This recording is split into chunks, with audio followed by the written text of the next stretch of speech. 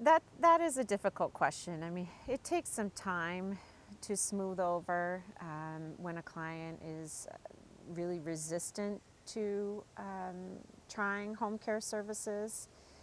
Some of the reactions, it's a loss of control for some folks when they feel that they have to have somebody coming into their home, and just understanding that is the first step, and really working on building that relationship, I would say, is the other really important piece.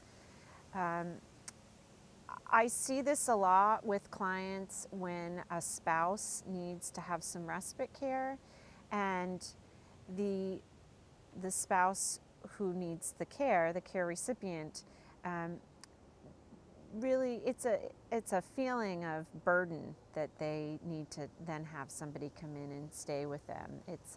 It can bring up a lot of emotional difficulties for the spouse, and it's incredibly important for the well spouse to be able to take that time and do some things for themselves, and care for themselves, because it's incredibly stressful to be a full-time caregiver.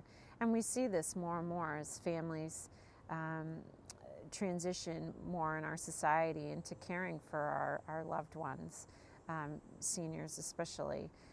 Whereas the last 10 years, families have been more disconnected and at a distance, and we're seeing that change a little bit in our culture, slowly but surely. And some of the tactics that I would tell clients to use is explain that we're there for them. Start out with having us go in and just do some light housekeeping. Explain that we're there to be able to help the well spouse with getting some of the tasks done that they feel is important to them, that have been neglected because they're helping out in other areas.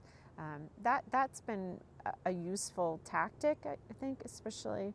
And then if we can find the right fit and really coach the caregiver, not to be intrusive, just kind of blend into the house, and slowly build that relationship, that's what I've really seen to be most successful.